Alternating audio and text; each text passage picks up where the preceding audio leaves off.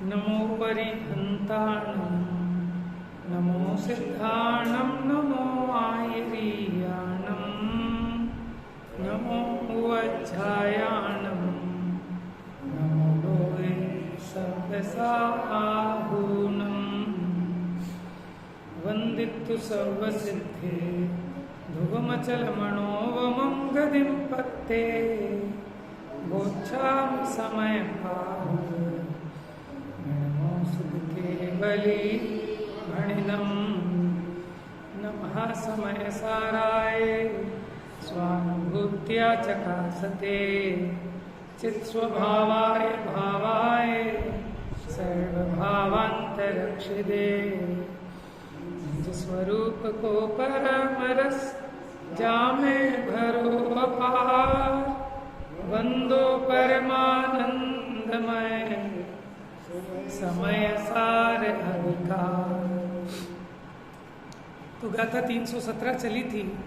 देखो गाथा में क्या था कि जैसे सांप दूध और मिश्री वाला दूध भी पिए तो भी उसका जहर नहीं छोड़ता, उसी प्रकार अज्ञानी अभव्य जीव भली प्रकार से शास्त्रों को पढ़े तो भी मिथ्यात्व को नहीं छोड़ता,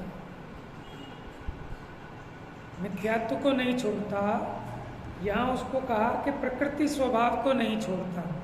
प्रकृति माने कर्म की प्रकृति, कर्म के उदय का भाव। तो कर्म के उदय में जो मोह राग द्वेष के भाव हुए, ये शरीर आदि सामग्री मिली, इन सब में यही मैं हूँ ऐसा मानता है। अब प्रश्न ये खड़ा होता है, जब उसने अच्छे से शास्त्रों को पढ़ लिया है फिर उसका मिथ्यात्व क्यों नहीं जाता? बात समझ रहे हो? जब उसने अच्छी तरह शास्त्रों को पढ़ लिया फिर उसका मिथ्यात्व क्यों नहीं जाता? तो उसने अपने आत्मा का अनुभव को लिया ही नहीं। हाँ, अब उसने क्या किया कि पढ़ा तो है, अनुभव में लिया, लेकिन उसको अनुभव में नहीं लिया, उसकी भाव वासना नहीं हुई है। कैसे नहीं हुई भाव वासना? क्या चीज होती है भाव वासना?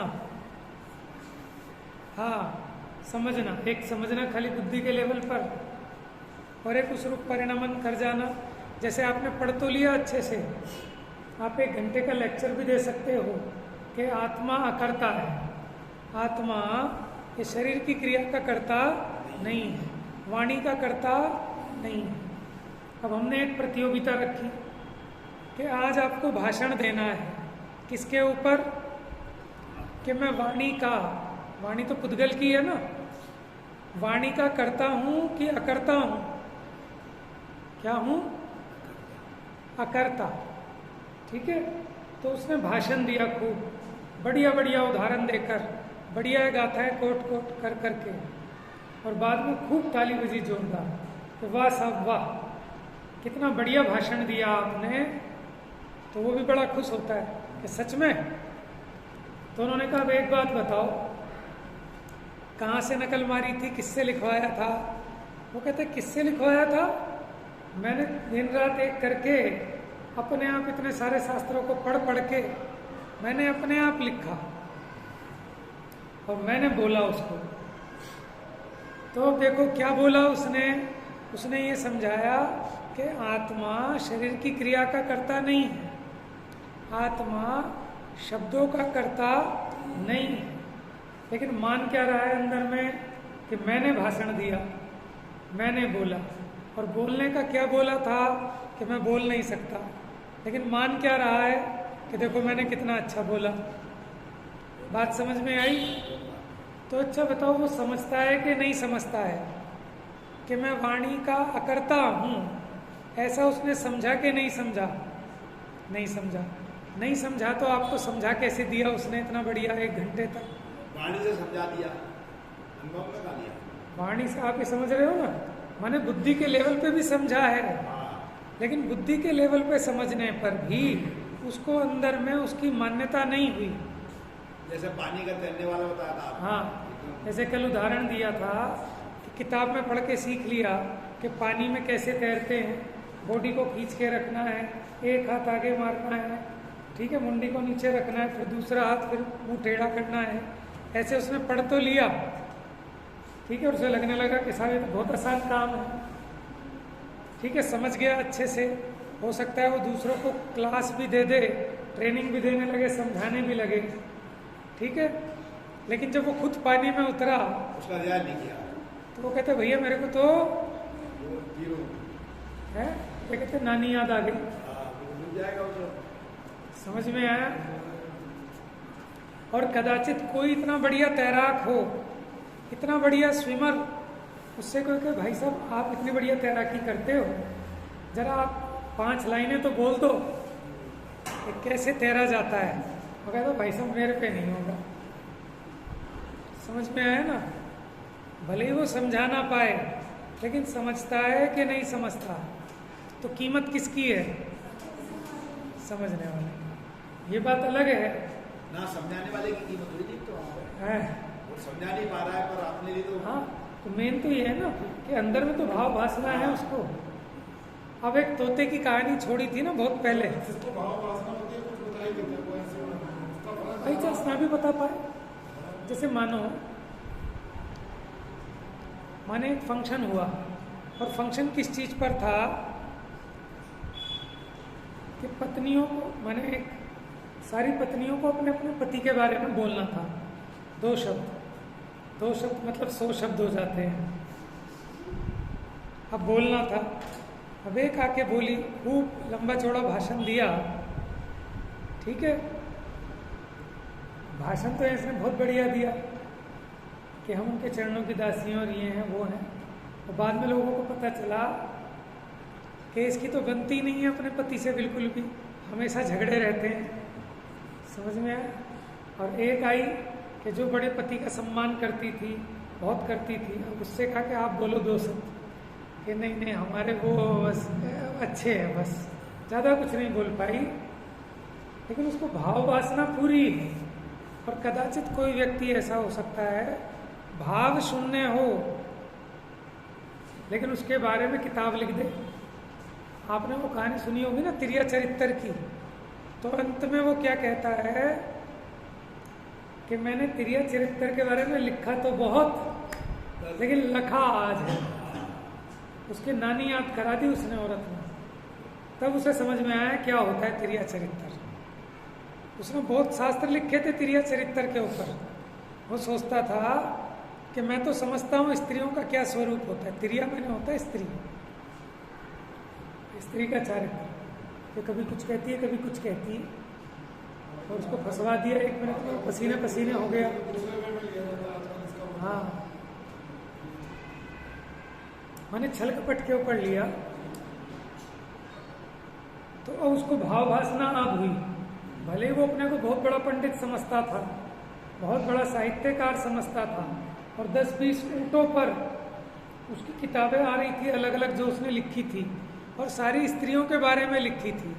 अंत में जब उसकी अकल ठिकाने आई तो उसने कहा कि मैंने लिखा तो बहुत था, लेकिन लखा आज है कि तिरिया चरित्र होता क्या है। समझ में आया।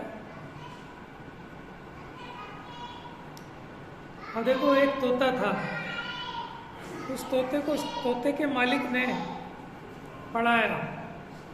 क्या पढ़ाया? पाठ पढ़ाया कि देख भैया तोता, शिकारी आएगा, ठीक है, जाल बिछाएगा, तुझे दाना डालेगा, तुझे फंसाएगा, फंसना नहीं। अब वो रोज पाठ याद कराए उसको, वो रोज पाठ याद कराए, दिन में 3 दफा दोहराए सामायिक की तरह। शिकारी आएगा, दाना डालेगा, जाल बिछाएगा, तुझे फंसाएगा, फंसना नहीं। शिकारी आएगा, दाना डालेगा, जाल बिछाएगा, तुझे फंसाएगा, फंसना नहीं। अब क्या हुआ? शिकारी आया, उसने दाना डाला, उसने फिर जाल बिछाया, और फिर भी ये बोल रहा है कि शिकारी आएगा, दाना डालेगा, जाल बिछाएगा, तुझे फंसाएगा, फंसना मत, और फंसे जा रहा है। समझ में आया? तो बताओ भैया इस तोते को भाव भासना हुई कि नहीं हुई? पाठ तो खूब अच्छे से याद था, उसने अपने कॉलोनी के सारे तोतों को याद करा दिया और सब यही बोलते थे मिलके और सब फंस गए। अच्छा ये भी किस्सा तो है कि वो ऐसे जगह मर गया और वैसे ही अंदर बता रहा हूँ, गया। वही तो बता रहा हूँ। अच्छा बता रहे ये तो हो गई पहले तोते की कहानी, इसको भाव भासना नहीं थी। अब सुनो, इसी का कोई जुड़वा भाई था दूसरा जिसे भाव भासना थी। वो एक सेठ जी के यहाँ रहता था। कहाँ रहता था? सेठ जी के यहाँ। सेठ जी जैन थे, थोड़े से धर्म वाले थे। वैसे धर्म वाले पिंजरे में पक्षियों को रखते नहीं। समझ में आया? क्यों नहीं रखते पता है? बहुत पाप है अपने घर में त्रियंचों को बांध के रखना, पक्षियों को पिंजरे में रखना।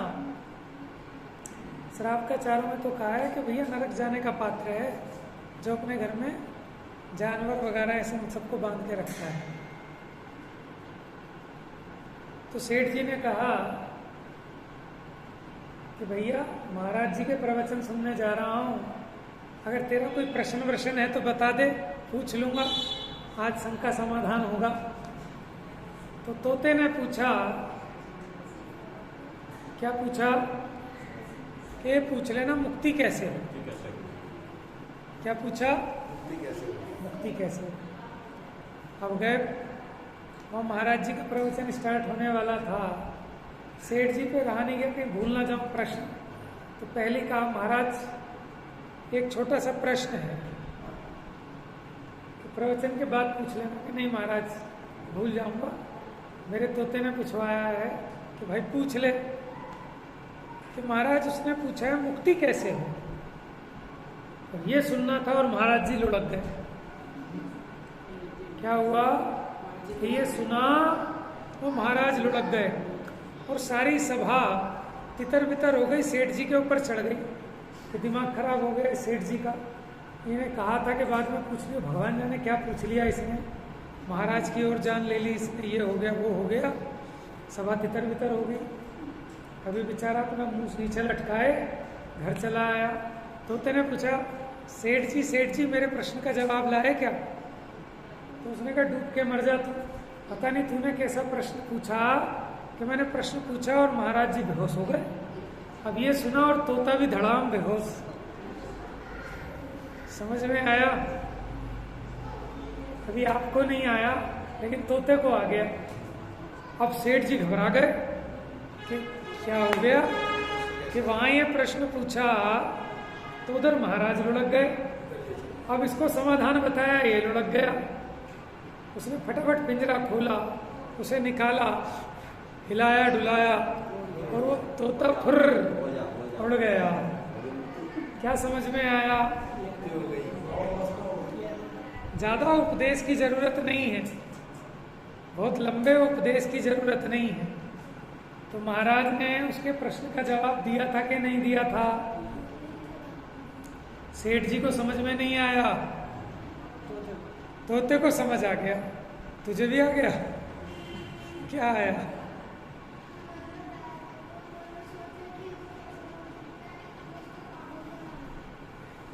तेरे को क्या समझ में आया?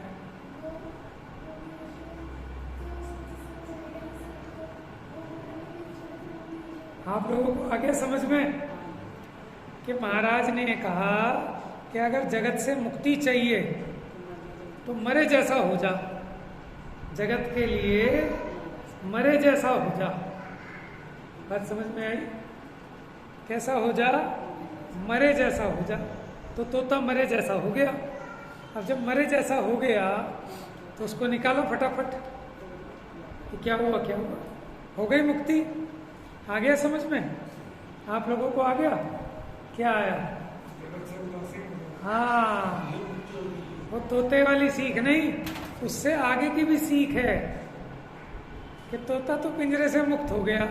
अब हम कैसे हों कि भैया जगत के लिए मर जाओ। मर जाओ माने जगत तो ये कहेगा कि चलो साहब फिल्म देखने, चलो साहब दुकान पे, क्या उनके लिए मर जाओ और अपने लिए जागो, अपने लिए करो, है? मरे अनंत बार बिन समझे है।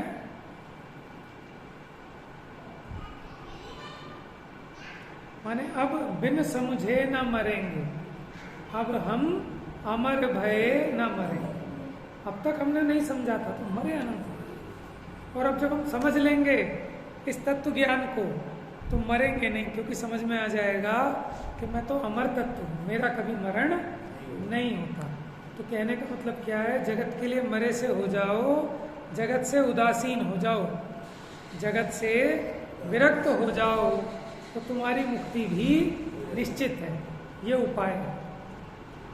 तो पहले वाले तोते को द्रव्य श्रुत का ज्ञान तो था, लेकिन भाव श्रुत रूप परिणमन नहीं हुआ। दूसरे तोते को भाव श्रुत रूप परिणमन हो गया तो उसकी मुक्ति हो गई। समझ गए? उसे कहते हैं भाव वासना हो। क्योंकि इसमें प्रश्न चल रहा था ना कि वो अज्ञानी भली प्रकार से शास्त्रों को पढ़कर भी प्रकृति स्वभाव को नहीं छोड़ता, माने पर का कर्ता भोक्तापना नहीं छोड़ता। क्यों नहीं छोड़ता? शास्त्र भी पढ़ लिया कि शास्त्र को पढ़ा तो द्रव्य श्रुत का ज्ञान तो किया, लेकिन अपने शुद्धात्मा को जानने रूप भाव श्रुत ज्ञान रूप परिणमन नहीं हुआ। बात समझ में आ गई कि ये जो हमें जिनवाणी से सुनने को मिला, पढ़ने को मिला, ये है द्रव्य श्रुत ज्ञान। लेकिन इसकी भाव वासना हो जाए, भीतर में बात लग जाए, उसका नाम है भाव वासना, भाव श्रुत ज्ञान रूप परिणमन। समझ में आया? माने एक अंग्रेज ने एक हिंदुस्तानी को इंग्लिश में गाली दी, समझ में आया? उसने कहा इडियट फूल। अच्छा, बड़ा खुश हुआ और सबको जाके कहता है आपको पता है मैं इडियट फूल हूँ, मैं इडियट फूल हूँ। बड़ा खुश हो रहा है। अब उसने शब्दों को तो समझ लिया, लेकिन उसे इसकी भाव वासना नहीं, क्योंकि भाव वासना हो जाएगी या हो गई होती तो वहीं उससे झगड़ पड़ता। बात समझ में आ रही? वो समझा नहीं इडियट फूल का मतलब क्या होता है। ऐसे हमने शब्दों को सुना है, शब्दों को रटा है, शब्दों को सुनाया भी है, लेकिन वो शब्द क्या कह रहे हैं उसकी भाव वासना नहीं, मैंने लगा नहीं, इसको लग जाता तो ये संसार से विरक्त हुए बिना नहीं रहता। तो इसलिए इसने शास्त्र तो पढ़े, लेकिन उस शास्त्र का जो मर्म था, उसका जो भाव था, उस भाव को अंगीकार नहीं किया। अभी तो आई थी, कल ही तो पढ़ी थी। वो तो सबसे पहले 9वें और 10वें नंबर की गाथा है। द्रव्य श्रुत और भाव श्रुत वहाँ बताया कि जो माने द्वादशांग को जानते हैं उनको जगत जो श्रुत केवली कहता है वो व्यवहार से, और जो अपने आत्मा को जानते हैं वो वास्तव में निश्चय से श्रुत केवली है, क्योंकि वहाँ भाव श्रुत ज्ञान रूप परिणमन हुआ है। और 11 अंग 9 पूर्व का ज्ञान अब अव्यय तक को भी हो सकता है। हाँ, देखो जो भाव श्रुत जिसको होगा उसे द्रव्य श्रुत तो होगा ही, लेकिन द्रव्य श्रुत हो गया तो जरूरी नहीं है कि भाव श्रुत भी हो जाए। आगे बात समझ में आपको? चले आगे। और देखो शास्त्र में ही आगे नहीं चलना, अपनी जीवन में जहाँ है जिस भूमिका में उससे आगे चलना है, उससे आगे बढ़ना है? माने चौथा गुण स्थान था तो चौथा ही रहना है कि आगे जाना है 6ठे 7वें में? जिसका पहला था तो उसको चौथे में आना है, जिसका चौथा था उसे 5वें 6ठे 7वें में जाना है? आगे बढ़ना है ना। क्या हुआ? कोई प्रश्न हो तो मेरे से पूछना, उससे नहीं पूछना। चलिए गाथा देखिए, 318 नंबर गाथा।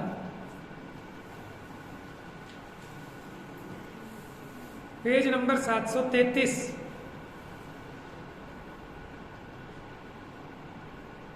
पढ़े प्राकृत की गाथा। देखो ऊपर उत्थानिका लिखी है, ज्ञानी तब वेदक एवेति नियम्यते। कि ज्ञानी तो आवेदक है, ऐसा नियम कहते हैं। अभी पहली जो गाथा थी 317 नंबर की, इसमें कहा था अज्ञानी वेदक है कर्म फलों का। अब यहाँ कह रहे हैं ज्ञानी कर्म फल का आवेदक है। वेदक मतलब भोक्ता और आवेदक मतलब अभोक्ता, वो कर्म के फल को नहीं भोगता। अच्छा देखो, जैसे किसी ने गाली दी, ठीक है, तो उस गाली को किसने भोगा? जिसने बुरा माना। जो सुन के बुरा मानता है, सुन के दुखी हुआ, इसका मतलब उसने गाली को भोगा, उसने गाली को लिया।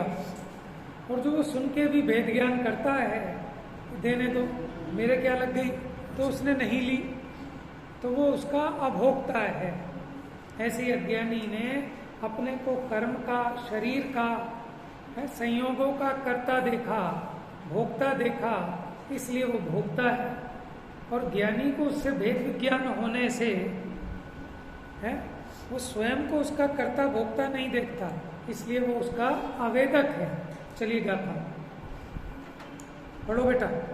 निम्पे समावन्नो नाणी कम्म फलम वियाणे दी महुरम कड़ुयम बहुविह मवेयौ तेन सो होई वैराग्य प्राप्त जुज्ञानी जन कर्म फल को जानता कड़वे मधुर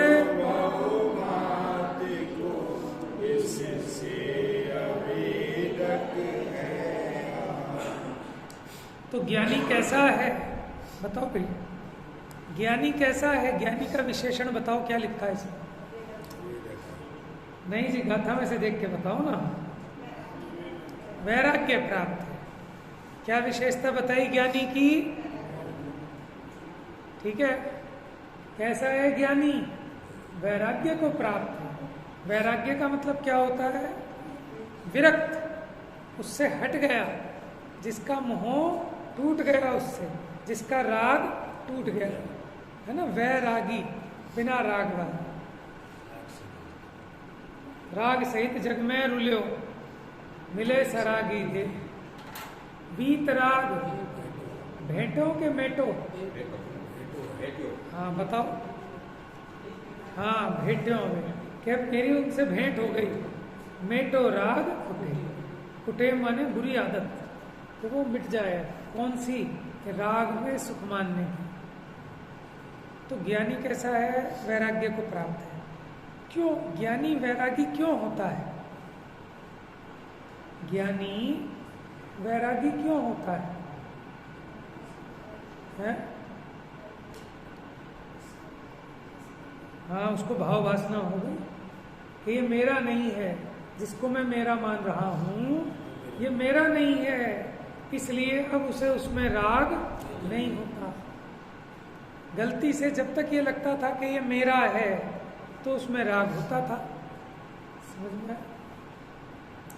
माने हमारे बच्चे को किसी ने किडनैप कर लिया और हमारे बच्चे जैसा ही फेस, क्या कहते, प्लास्टिक सर्जरी करा के एक गुंडे को हमारा पुत्र बना के हमारे घर भेज दिया।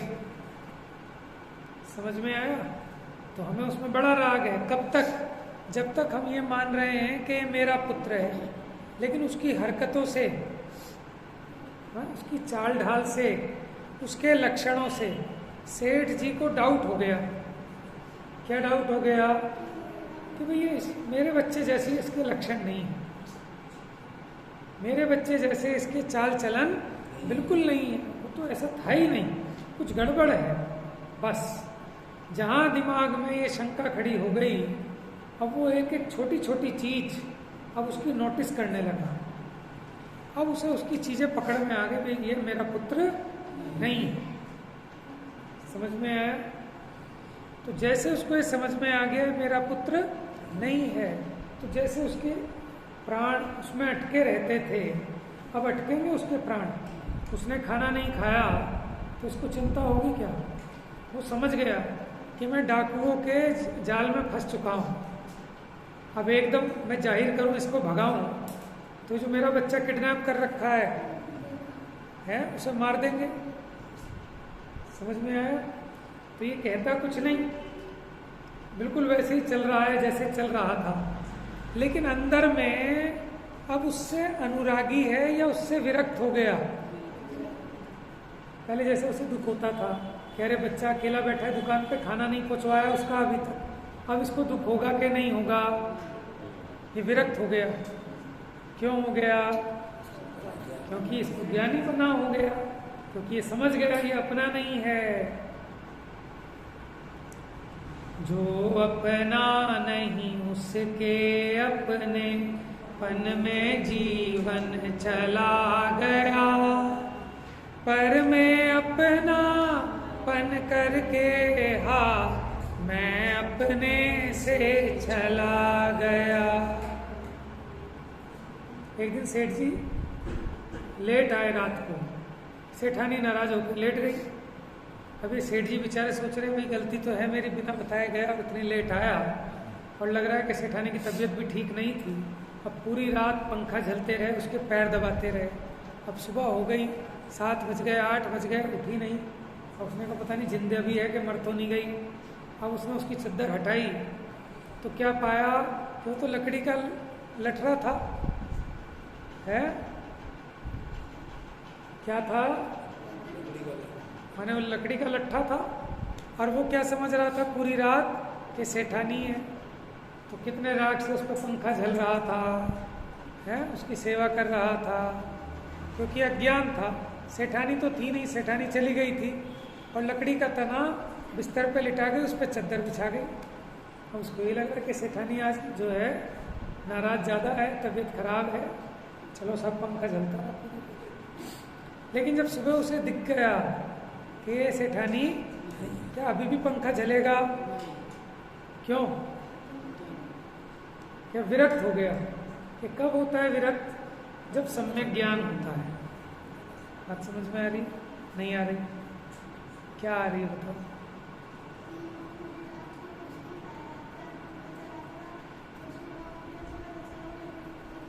हाँ ठीक बताया भाई इन्होंने। इसने क्या बोला कि वो समझ रहा था पूरी रात कि मेरी पत्नी सो रही है, लेकिन वो तो थी ही नहीं, वो तो लकड़ी का लट्ठा था। जब सुबह उसने देखा है लकड़ी का लट्ठा, उसको समझ में आ गया तो मेरी पत्नी नहीं है, इसलिए अब वो उससे विरक्त हो गया। अब उसको पंखा नहीं झलता। तो आपको आ गई समझ में बात? यही बात थी। ये अभी आपको द्रव्य श्रुत समझ में आया एक तरह से, लेकिन भाव वासना नहीं हुई। आपको ये समझाना था कि जो अपना नहीं उसके अपनेपन में जीवन चला गया। कि हमें ये नहीं समझाना था। क्या समझाना है? कि ऐसी शरीर जो है ना, जिसे मैं मान रहा हूं कि मैं हूं, ये मेरा है, ये भी वैसे ही धोखा है और इसकी सेवा कर रहे हैं। लेकिन कब पता चलता है? तो जगत में जब देखते हैं कि ये तो यहाँ ऐसा का ऐसा पड़ा है, और जिसे मैं अपना मान रहा था, जिसे मैं मेरा पुत्र मान रहा था, भाई मान रहा था, वो तो ये पड़ा पूरा का पूरा। और फिर इसको जलाने क्यों जा रहे हो? कि कोई और था जो इसमें से चला गया। समझ में आया? ऐसी देह भी, इसमें राग तभी तक है जब तक आपको भाव वासना नहीं होती कि मैं नहीं हूं। और जब ये समझ में आ जाएगा ये मैं नहीं हूं, तो इसका भोक्ता बना छूट जाएगा। आर्यन कार्य बता समझ में? कब तक हो रहा है इसमें? कि जब तक ये बात की भाव वासना नहीं होती। अब देखो पढ़ रहे हैं, सुन रहे हैं, लेकिन ये सब मोह का नशा बड़ा भारी है। हम पूछेंगे आप बता भी दोगे, लेकिन भाव वासना नहीं होती। अब क्या करना है कि ये जो द्रव्य श्रुत ज्ञान हमको प्राप्त हुआ, अब बैठ बैठ कर इस पे काम करना है, इसकी भाव वासना करनी है, इसका विचार करना है पग पग पर। तो जिस क्षण भाव भाषित होगा तो इसमें जो तीव्र आसक्ति है वो तो अभी छूट जाएगी। हाँ, बाकी गुण स्थान प्रमाण धीरे धीरे राग छूटेगा, तभी परिग्रह वरिग्रह भी छोड़कर, इसकी चिंता छोड़कर ये जीव जंगल में चला जाएगा, आजाद हो जाएगा। इसका स्वतंत्रता दिवस बन जाएगा। कल बताया था ना, जहाँ परतंत्रता में है वहाँ तो लग रही है आज़ादी, और कोई कहे कि साहब चलो हमारे साथ, हम दीक्षा ले रहे हैं, तुम भी दीक्षा लो, आज़ादी, तो इसको लगेगा बंधन में पड़ रहे हैं। यही मोह की लीला है।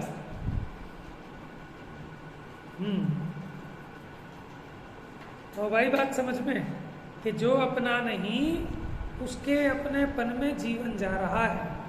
क्यों जा रहा है? क्योंकि समझ में नहीं आ रही। कि समझ में नहीं आती तो हम 1 घंटे पे कैसे समझा देते कि ये भी मोह की लीला है। बात समझ में आ रही?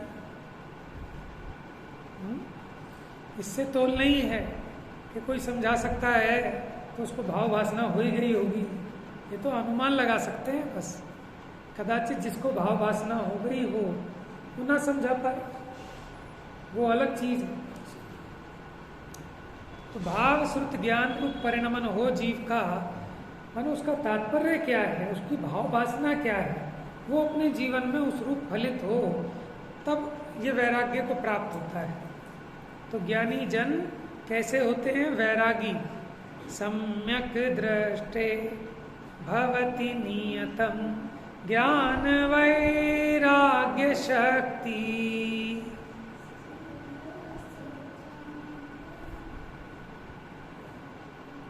बात समझ में? सम्यक दृष्टि के ज्ञान और वैराग्य की शक्ति होती है।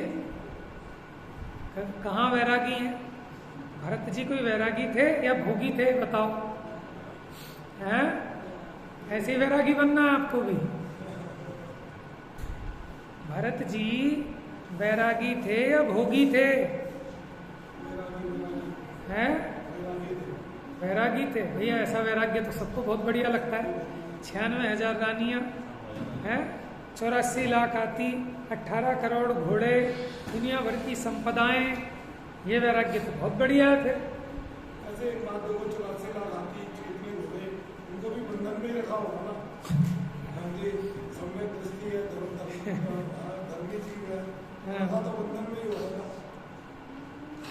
देखो अभी देखो ना कि उस जाति का राग भी है ना। काफी राग होगा, इतना बंधन में रखा हुआ है। बंधन में क्या, मौज में है सब। उनका भी पुण्य का उदय होता है जो चक्रवर्ती के हैं, जिनकी नौकरी लग जाए। आप मुझे बताओ, हम सरकारी नौकर हैं, ठीक है, आज के टाइम में आदमी सोचता सरकारी नौकरी मिल जाए तो पुण्य का उदय है। आप ये बताओ, बंधन में है कि मुक्ति में है, और वो भी सरकारी नौकर, तो मजे की बात है कि दुख की बात है? दोनों अपेक्षा है। हाँ, समझ गए ना। तो आप ये सोचो, जिसका अपॉइंटमेंट चक्रवर्ती के यहाँ हो जाता है, तो वो घोड़े का अपॉइंटमेंट होगा, वो तो बेचारा बंधन में ही है ना। वो बात ठीक है, उसे बढ़िया माल मिल रहा है, वो घोड़ा भी जहाँ से निकलता है, ठीक है, लोग भी घोड़े को भी देख के रास्ता छोड़ देते हैं उसका। घोड़े के भाग खुल गए उसके, पहुंचा। दोनों अपेक्षाएं हैं। और बताओ आपको, इनको लड़ना पड़ना किसी से नहीं पड़ता, जरूरत ही नहीं है। लड़ना पड़ना तो भाग्यहीनों को पड़ता है। उसका तो प्रभाव इतना है कि जहाँ जाता है वो सब मुकुटबद्ध राजा नतमस्तक होकर, लड़ने पड़ने का कहीं काम नहीं है, कहीं लड़ाई नहीं होती। ये तो बाहुबली का एक्सेप्शन आया, उसमें भी बस आपस में ही हो गया काम है। खैर, हम तो ये कह रहे हैं कि भोगी थे या वैरागी थे भरत जी? कैसे थे वैरागी, ये बताओ। देखो बात ये कि अपने को समझ में आना चाहिए, भाव वासना होनी चाहिए। कैसे थे वैरागी? आप ये बताओ, अगर भोगों पे दृष्टि नहीं होगी तो भोग भोगे जाएंगे क्या? वैराग्य हो जाएगा, भोगे नहीं जाएंगे भोग। आप सोचो, भोगते समय भी 3 समय समाई करना, 2 घंटे की। देखो बस इतना समझ लेना, हम उन्हें वैरागी क्यों कह रहे हैं, ठीक है, समझ लेना। नहीं समझ में आए, गलत लगे तो मेरे से डिस्कस कर लेना। बीज राख फल भोग वे, जो किसान जग माय, त्यों चक्री नृप सुख भरे, धर्म विसारे नाय। कि जिस काल में धर्म का काल है, उस काल में धर्म करता है, उसको भोगों में वेस्ट नहीं करता। क्योंकि जो बीज है, अगर बीज कोई खा जाएगा तो किसान भूखा मरेगा। तो पहले वो जो गेहूं है ना बीज के लिए बचाता है, फिर भोगता है। तो इसकी श्रद्धा पलटी है, अभी राग नहीं टूटा। श्रद्धा तो ये आ गई कि सुख आत्मा में है, श्रद्धा न अपेक्षा। लेकिन अभी इसको राग है, इसलिए तो दिग्विजय करने भी चल दिया, नहीं तो क्यों जाता। हालांकि अंदर में सोच रहा है कि भैया भगवान की दिव्य ध्वनि गिरेगी और मैं दिग्विजय के लिए जा रहा हूं, उसका नियोग भी है। लेकिन इसलिए भली प्रकार समझना कि उसकी मान्यता, उसकी समझ तो ठीक हुई, लेकिन अभी उसे ऐसा वैराग्य नहीं है जो हम कह रहे हैं ना वैरागी है। वो श्रद्धा अपेक्षा है, श्रद्धा में राग को भला नहीं मानता, लेकिन अभी राग होता है उसे, और उस राग को उसकी पीड़ा सही नहीं जाती तो उस राग का यथा योग्य उपाय भी करता है। जो भोग आदि है वो भी उसके होते हैं। हाँ, फिर पीछे उसका पश्चाताप भी होता है, सामायिक आदि भी होती है, ठीक है ना। तो इसलिए हम कह रहे हैं कि भरत जी घर में ही वैराग्य कि इतना कुछ होने पर भी 3 टाइम की सामायिक कर लेते हैं। सुबह पूजा करते हैं, द्वारा प्रेक्षण करते हैं कि किसी मुनिराज का आहार हो। युद्ध लड़ने गए, वहां भी पूरी अपनी चर्या होती है। तो बताओ इससे बढ़िया वैराग्य क्या होगा इस भूमिका का। लेकिन इसका मतलब ये थोड़ी कि मुनि जैसा वैराग्य है उनको, वैसा नहीं, जैसा उनकी भूमिका में संभव है वो सब। आप ही सोचो, माने एक छोटा सा बच्चा 3 साल का यहाँ आए, ठीक है, और यहाँ आकर मानो किसी पंडित की नकल करे और बस 2 लाइन बोले, वो भी गड़बड़, तो भी हम तालियां बजाएंगे, भाई बहुत बढ़िया, किसका बच्चा है, बहुत बढ़िया बहुत बढ़िया। तो बहुत बढ़िया है, नमोकार मंत्र भी गलत गलत सुनाता है, नमो अलियंतानम नमो सिद्धानम, उम्र के हिसाब से उसके वो अच्छा है ना। तो हम उस अपेक्षा से कहते भैया तो बहुत बढ़िया बच्चा है आपका, बहुत बढ़िया, समझ में बढ़िया है। तो हम घटिया हैं कि हम 1 घंटे समझा रहे हैं, हमारे लिए ताली बजाता है कोई, लेकिन उसके लिए ताली बजा रहे हैं। तो मुनिराज इतने वैरागी हैं, तो उनको तो वैरागी वैरागी कह नहीं रहे, तो भजन लिख रहे हो, भरत जी घर में ही वैरागी, घर भरत जी घर में ही वैरागी। अपेक्षा समझना, भाव वासना करना उसको कि हम किस अपेक्षा कह रहे हैं। कि भले ही आप दलदल में फंसे हो, लेकिन वो दलदल में फंसना भला नहीं लगता, उपादेय नहीं मान रहे, श्रद्धा अपेक्षा, चारित्र की अपेक्षा। तो अगर भला नहीं लग रहा होता तो वहां क्यों अटकते, क्यों फंसते। नेमिनाथ भगवान शादी करने जा रहे थे, तो किसी ने कोई जबरदस्ती मार पीट के थोड़ी ना बिठाया होगा रथ में, अपनी राजी से जा रहे थे कि जबरदस्ती जा रहे थे बिहाने राजू को,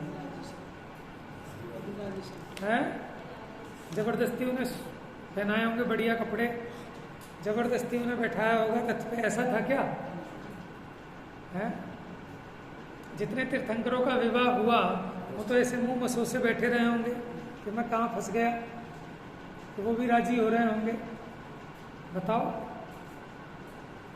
तो इसलिए समझना जरूरी है कि हम जो बात कह रहे हैं वहाँ चौथे गुण स्थान की भूमिका में जो वैरागीपना कह रहे हैं वो श्रद्धा की अपेक्षा कह रहे हैं, हे उपादेयपने की अपेक्षा, पर द्रव्य के प्रति अब उनकी हे बुद्धि आ गई, इसको कह रहे हैं वैराग्य।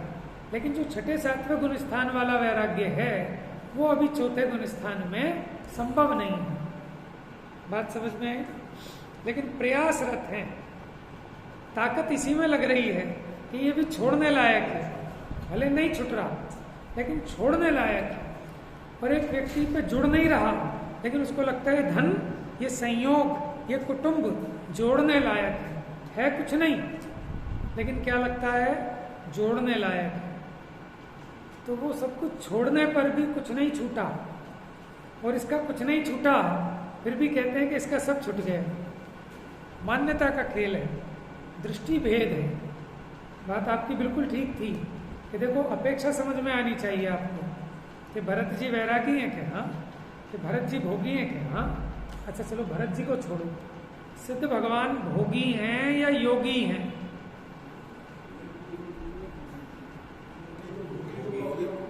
आत्मा का भोग भी तो भोग है।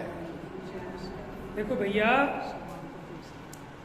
पर द्रव्य का रंच मात्र भी संग नहीं चाहिए, इसलिए योगी हैं। लेकिन अपने स्वरूप को एक क्षण के लिए भी नहीं छोड़ते, अपने स्वरूप आनंद का भोग करते हैं निरंतर, इसलिए महाभोगी हैं। सिद्ध चक्र विधान में उनके ऐसे विशेषण है महाभोगी। समझ में आया? तो अपेक्षा, हम किस अपेक्षा भोगी कह रहे हैं?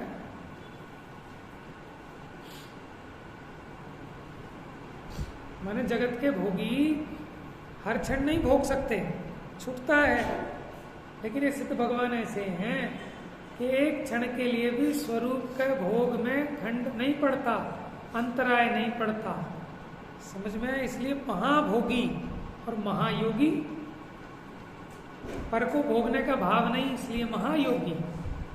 स्वयं में निरंतर लीन रहते हैं, इसलिए महाभोगी।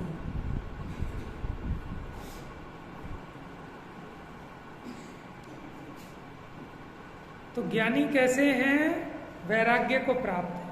अब ज्ञानी है, देखो चौथे गुण स्थान वाले ज्ञानी की बात है, तो उसके कैसा वैराग्य होगा उतना समझना। पांचवें गुण स्थान वाला ज्ञानी है तो उसको कैसा वैराग्य होगा, सातवें वाले हैं तो कैसा होगा, और अगर 13वें गुण स्थान वाले ज्ञानी हैं तो उनको कैसा वैराग्य होगा। तो जहाँ जहाँ जे जे योग्य छे तहाँ समझ बुद्धि। कर्म फल को जानता, तो ज्ञानी है तो ये कर्म फल को भोगता नहीं है, क्या करता है? जानता है। ज्ञानी जानता है और अज्ञानी भोगता है उसको।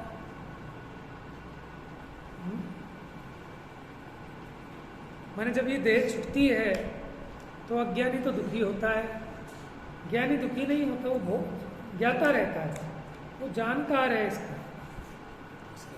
समझ में? क्या दुख मानना उसमें? मेरा क्या घट गया? मैं तो जैसा शरीर में हूँ वैसे ही त्रियंश के शरीर में, वैसे ही देव के शरीर में, वैसे ही नारकी के शरीर में, मैं तो वही का वही हूँ। कपड़ा ही तो चेंज होता है। वसांसी जीर्णानी यथा विहाय, गीता का फेमस श्लोक है तुम्हारे संस्कृत में। वसांसी जीर्णानी यथा विहाय, जैसे वस्त्र पुराना हो जाने पर उसको छोड़ दिया जाता है, उसी प्रकार ये देह रूपी वस्त्र जब ये गल जाता है, पुराना हो जाता है, तो इसको पलट लिया जाता है। आत्मा तो अजर अमर है, वो मरता नहीं, ये शरीर ही जीर्ण शीर्ण होता है। गीता का उपदेश है। बात तो सच्ची लगती है, लेकिन एक दिन बताया था तो सच्ची होने पर भी प्रयोजन देखो कैसा है व्यक्ति। बात तो सच्ची लिखी कि देह कैसी है कि देही नाशवान है, आत्मा अजर अमर है ना, ये मरता नहीं, मारा नहीं जा सकता। ये गीता का उपदेश किसने किसको दिया था? है युद्ध में श्री कृष्ण ने अर्जुन को दिया था ये उपदेश। क्यों दिया था? किन परिस्थितियों में दिया था? क्यों उन परिस्थितियों में दिया था जब अर्जुन का मन बेचैन हो गया सामने गुरु को देखकर कि इनके ऊपर मैं तीर कैसे चला दूं। ये मेरे भीष्म पितामह जिन्होंने हमें गोद में खिलाया, इन पे मैं कैसे तीर चला दूं। तब श्री कृष्ण ने उन्हें गीता का अमृत पिलाया कि बेटा ये तू किसी को नहीं मार सकता, ठीक है, क्योंकि आत्मा अजर अमर है, तू तो निमित्त मात्र है। तो क्या करूं? क्या उठा गांडीव और चला दे तीर? बात है प्रयोजन की, कि बात तो सच्ची थी लेकिन उससे प्रयोजन सही सिद्ध नहीं हुआ। इसका प्रयोजन तो था जब तू किसी को मार नहीं सकता, जिला नहीं सकता, तो तुझे मारने का भाव क्यों आए? विरक्त हो, छोड़ सब। राजा मधु हाथी पर बैठे बैठे केश लोच कर दिया। क्यों? कि उन्हें भी गीता का अमृत मिल गया था, उन्हें भी समझ में आ गया ये संयोग, इनमें सुख नहीं है। कितनी बार ये पृथ्वी भोग भोग के कितनों ने छोड़ दी, लेकिन ये आज तक किसी की नहीं हुई, तो मेरी कहाँ से हो गई? दुख इस बात का था ना कि मेरी पृथ्वी शत्रुघ्न को कैसे दे दूं? ये किसकी पृथ्वी है? मोह है कि जब देह जहां देह अपनी नहीं ताना अपना कोई। तो वहीं हाथी पे युद्ध लड़ते लड़ते केस लोच कर दिया, और वो शत्रुघ्न जो युद्ध लड़ रहा था वहीं नतमस्तक हो गया। देखो बताओ, है कि नहीं वैरागी वो? और इस भूमिका में क्या वैराग्य लोगे? ये थोड़ी कि वो नतम माने दीक्षा ले रहा और तब तुम उसके छुरा घोप दो, कि उस भूमिका में यही वैराग्यपना है। थोड़ा युद्ध तो यही था, देखो है करने के बाद भी हुआ। समझ में आया? मथुरा में हुआ था वैसा, मथुरा का नाम आता है। मथुरा का ही तो है, कहानी है। तो ज्ञानी जन वैरागी हैं, इसलिए कर्म फल को भोगते नहीं हैं, उसके ज्ञाता रहते हैं। अब कर्म का फल कैसा है? कड़वा है और मधुर है। जो पाप कर्म का उदय का फल है उसे जगत कड़वा कहता है, और पुण्य कर्म के फल को मधुर कहता है। लेकिन ये मीठा और कड़वा जो है इसे ज्ञानी नहीं भोगता, इसलिए वो उस कर्म फल का आवेदक है। ठीक है, वो काय को भोगता है? वो अपने स्वरूप का भोगता है, माने ज्ञाता है, अपने ज्ञान भाव का भोगता है। पर द्रव्य के भाव का भोगता ज्ञानी नहीं। इसलिए ज्ञानी माने जो अनंत दुख है उसका अनंत दुख मिट गया, अनंतानुबंधी चली गई। तो आज हमने ये समझा कि भाव वासना क्या चीज है, जिसको हमने कल कहा था कि भाव शुद्ध ज्ञान रूप शुद्धात्मा के अनुभव रूप परिणमन नहीं हुआ, इसलिए शास्त्र का पाठी होने पर भी क्या है कि अज्ञानी कर्म फल का भोगता है। जैसे सांप दूध गुड़ पीता हुआ भी है जहर तो नहीं छोड़ता, उसी प्रकार अज्ञानी अभव्य अच्छी प्रकार से शास्त्र को पढ़ता हुआ भी मोह को नहीं छोड़ता, मिथ्यात्व को नहीं छोड़ता, पर द्रव्य में कर्ता भोक्ता पने की मान्यता को नहीं छोड़ता। और ज्ञानी के पर द्रव्य में कर्ता भोक्ता पने की मान्यता ही उत्पन्न नहीं होती, क्योंकि उसे दिख रहा है कि मेरे को मेरा भोग है, पर द्रव्य का भोग संभव नहीं, जरूरत नहीं, और मैं भोग सकता नहीं, तो उसकी इच्छा ही नहीं जगती। इसी का नाम है वैरागी। उसकी इच्छा उत्पन्न नहीं होना, इसका नाम वैराग्य है। जैसे देखो चौथे गुण स्थान वाला भी है, लेकिन वो पर स्त्री से और पर धन से विरक्त है कि नहीं है? हाँ, स्व स्त्री और स्वधन में अनुरक्त है, लेकिन पर स्त्री और पर धन से तो विरक्त है ना। तो बताओ कितने अंशों में तो वैरागी है कि नहीं? हाँ, अब उसकी भूमिका बढ़ेगी तो जो अपना स्वधन है जो अपनी स्वयं की स्व स्त्री है उसके प्रति भी वैरागी हो जाएगा, तो मुनि दशा होगी। समझ में है? क्रम है कि निचली भूमिका में पहले अन्याय के भोग छूटते हैं, फिर उसकी भूमिका और बढ़ती है, तो फिर न्याय के भोग भी छूट जाते हैं। समझ में आए? इस अपेक्षा चौथे गुण स्थान वाले ज्ञानी को भी वैरागी कह रहे हैं, और ऊपर के तो ज्ञानी है, तो वैराग्य वैसे वैसे बढ़ता हुआ है। तो शेष चर्चा कल करेंगे। मिथ्याता में नाश